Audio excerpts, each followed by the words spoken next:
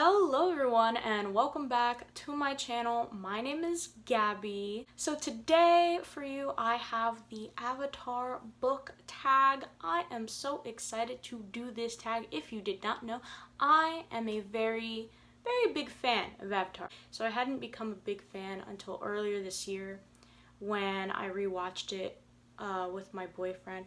The point is, I watched it with him and I loved it, so I'm a big fan, as many of you are who've recently watched it on Netflix. And as Elise from the Petite Punk is, who tagged me in this book tag. Yeah, I really love Avatar. Katara.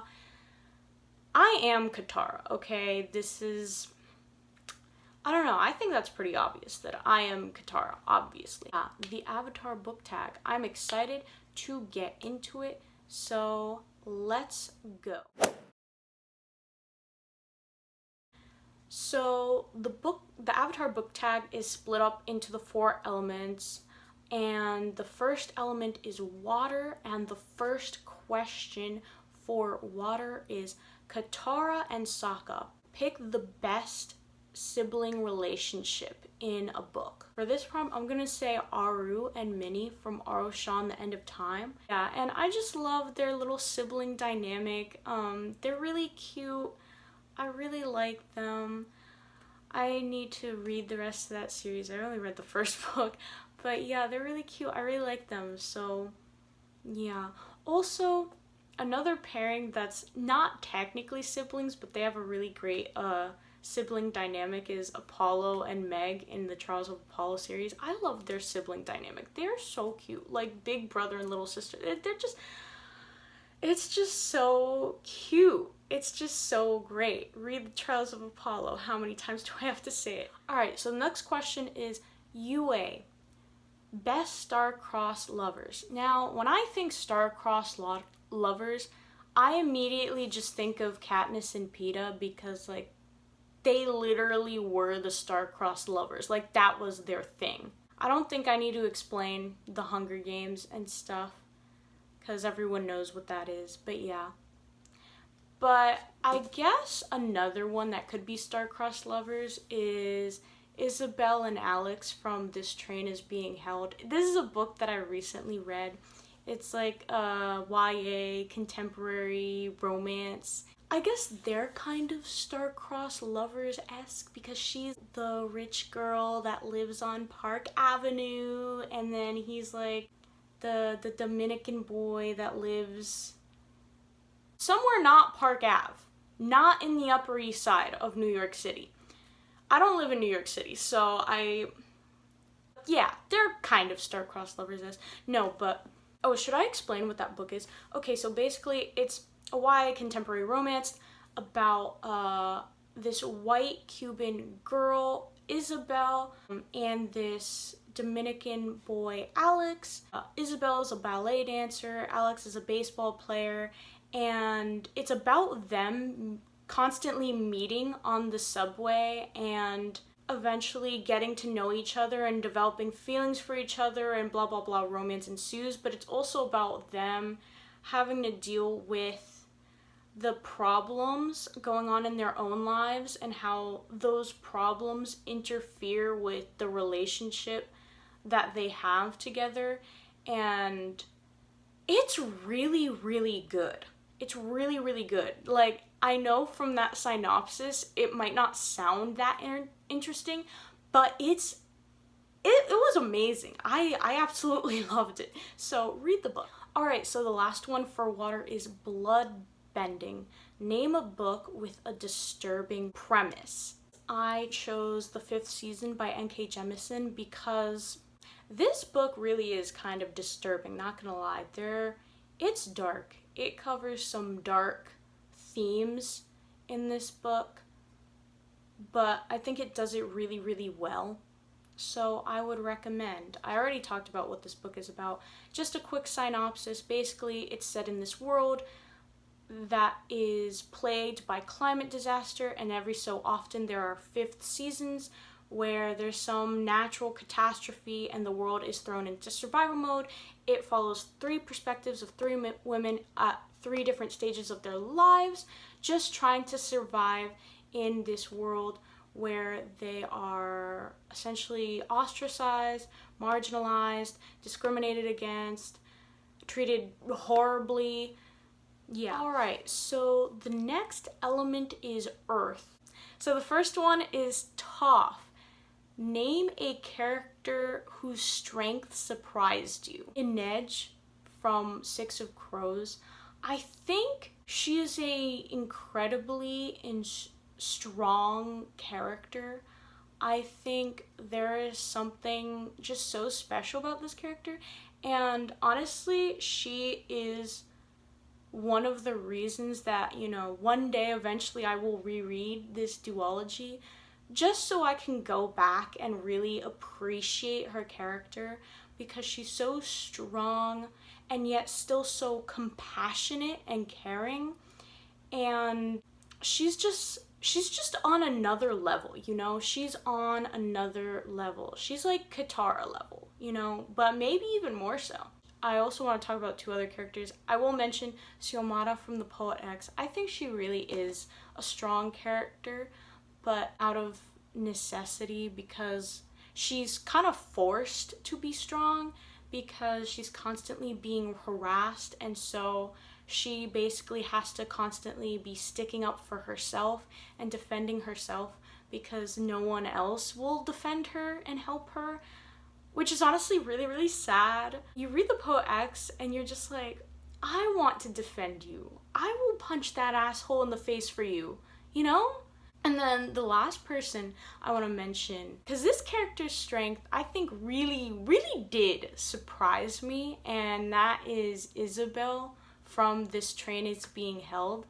I think she is such a strong character in that she constantly feels the weight of her family on her shoulders, and so because her family deals with mental illness, and so she feels like she has to just be happy and be okay all the time in order to help hold everyone else up and hold the rest of her family up, while also still functioning as herself and being able to be a normal human being.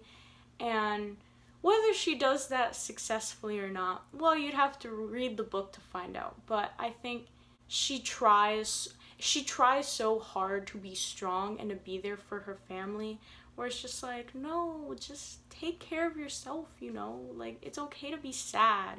I really liked her character. Like I said, read This Train Is Being Held. It's a really good book. It's really good. The next one is Tales of Ba Sing Se. Name the best short story collection or poetry collection you have read. So I have not read that many short story collections or poetry collections that I say are the best that I've read, but I have 2 here. Well, it's arguable whether these count, but I say they count. So, and the first one is The House on Mango Street by Sandra Cisneros. Now, technically, this is not a short story collection. However, this book is very small, and it's filled with, each chapter is a little vignette. It's kind of like a short story collection because it tells the different stories about these people that live on this street. But also there is a main character whose perspective we see multiple times throughout, Esperanza. But I think this still kind of functions as short story-esque because you don't really have to read these chapters in order. You could read it however you want. You can literally open a book and read one of the chapters, and yeah, it still makes sense. So I think this counts for this prompt. Also, the other one I wanted to mention is Citizen by Claudia Rankine?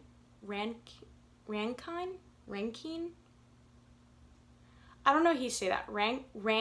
Kind of poetry, essay, verse collection, I guess you would, I don't really know what to call it, but it's filled with accounts talking about examples of racial microaggressions and the kind of racism you would see on a day-to-day basis, because a lot of people, when they think of racism, they automatically think of, you know, Black Lives Matter, police brutality, all of that stuff, but no one really thinks of the microaggressions that Black people experience on a day-to-day basis.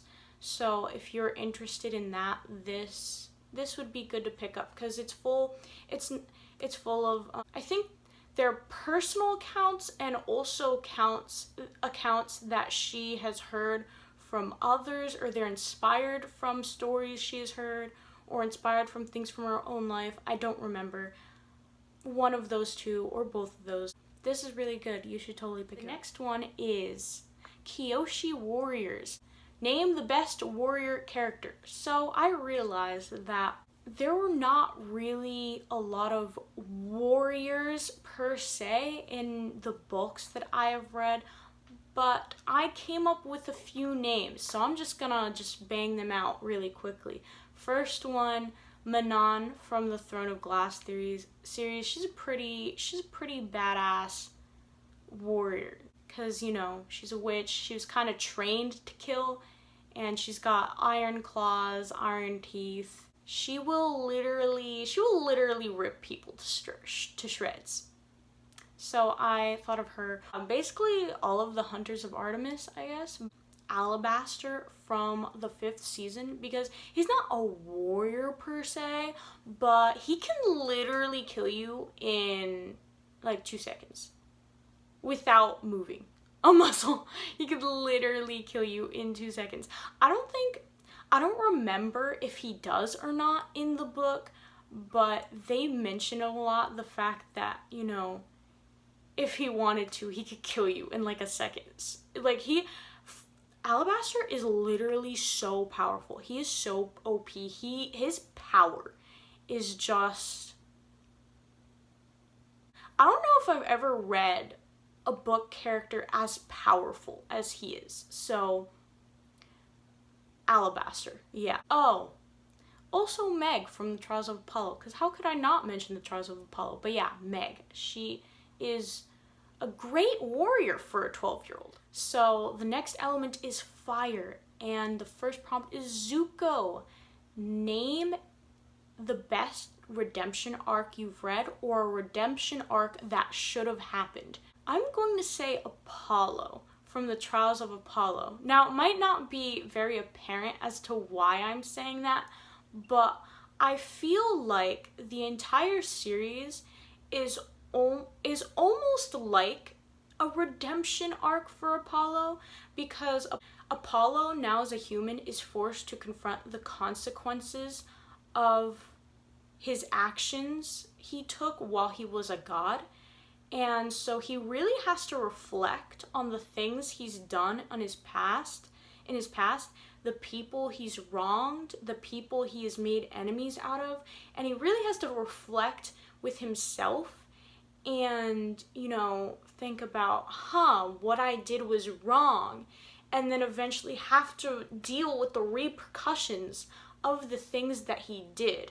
For those reasons, I say Apollo goes on a bit of a redemption arc in the Trials of Apollo, because it's almost as if he is redeeming himself, but not in the eyes of like his father or the gods, but in the eyes of himself and the friends that he makes along the way. So the next one is Azula. Biggest downfall. Now for this, I am going to say Adelina from The Young Elites by Marie Lu. So if you don't know what The Young Elites is about, basically it's set in this fantasy world where 10 years ago there was a plague that swept through the world, but only young people survived. Most of the children, or all the children that survived the plague, were left marked And so these marked children who survived are called, I think they're called Malfettos. People kind of look down on them and see them as strange. Adelina is one of these Malfettos. So some of these Malfettos have developed powers, and so some of these powered people now have created this group called the Young Elites. And so it's basically about the Young Elites trying to do some political stuff. It's been a while since I've read this book. Political stuff, overthrow, I don't know, they're trying to do something, I don't remember. They recruit Adelina and all this stuff happens. That was my very terrible summary of this book and of this trilogy. So the reason I say Adelina for biggest downfall is because this trilogy it's not the story of a hero, it's the story of a villain, or more so an anti-hero, and follows Adelina and kind of her descent rather than her ascent. And so that's why I say biggest downfall, because she does, oh, does she fall? Oh, does she fall? Specifically in this book. There's more stuff that happens in the rest of the books, but you would just have to read. Iroh, name the wisest character. And I think I am going to say Inej again from Six of Crows, because Inej, I think, has a lot of wisdom to her. I think she gives some pretty good advice. I don't actually remember. I don't know, she says something really wise to Jesper one time about not apologizing for your existence. You know, she just seems like a pretty wise person, as if she knows so much. You know what I mean? I don't know. That was a really terrible explanation, but that was the one that I got for you. So the last element is air, and the first prompt is Appa. Name the best pet character. Now, I realized that there were not really a lot or any pets that were memorable to me from books that I've read. There are not very many. The only one I thought of was, or that was like stood out to me, was from the Throne of Glass series, and it was Abraxos. Yeah, I cared about Abraxos. A pet I cared about, but was he really a pet though? Because he seemed to have his own mind and his own thoughts, even though he couldn't like actually speak them. Abraxos, yes. The next one is Aang. Name the purest cinnamon roll. Charlie and Nick from Heartstopper, because they are just the purest cinnamon rolls ever that I've ever encountered in my life. They're just so cute. Literally, they fill my heart with such joy and happiness. Say no more. Say no more. The last prompt is Avatar State. Name a stubborn character or a character that refuses to let go. So the book I said for this is Please Look After Mom, and the character I said Chihon, although her brother Hyungchul could probably work for this, or maybe this whole family could work for this prompt, I don't know. But you've probably never heard of this book. Well, I read this book for one of my English classes for Contemporary World Lit. It's a translation, so it's translated from Korean to English. It's by Kyung-suk Shin. In Korean, they put the last names first, so it's actually Shin Kyung-suk.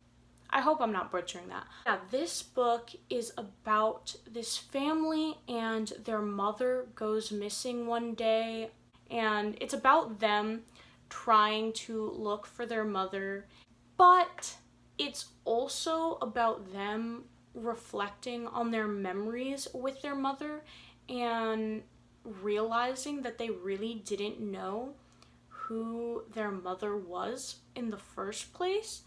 And so I picked these characters for this prompt because they have a hard time. As time goes by, they have a harder time letting go, and accepting the possibility that their mother might be dead as more time goes on.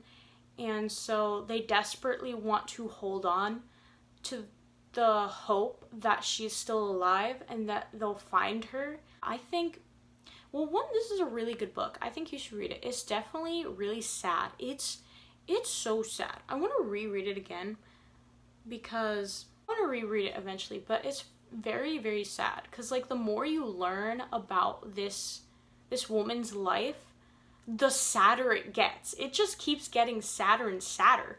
So if you like more character-driven stories rather than plot-driven, this is definitely for you because it's not really a plot-driven story. It's more quiet and slow, but it's very beautiful but also very tragic and just sad. It's just sad because it's like these children thinking about like memories of their mom and trying to piece together who she was and look back in retrospect and being filled with regret and thinking, oh, I wish I treated my mother differently now that she's gone. And it's just really depressing. There's some content warnings for this. I'll put them in the description if you need to look at them because I don't know if I could remember all of them at the top of my head. But yeah, that was the Avatar book tag. I hope you enjoyed this video. And if you haven't watched Avatar, you should totally watch Avatar. If you take anything away from this video, is you should watch Avatar. You should definitely do that because it's really good. And also, leave in the comments down below what kind of bender would you be? Because, no, it was funny, because I was talking to my boyfriend one time, you know, we were talking about, oh, I feel like I would be a water bender, but then by the end of the conversation, we were like, oh, I wouldn't be a water bender, I'd be the literal Avatar. Yeah, that's fun. Okay, so I have to tag people. I did not think of who to tag in this video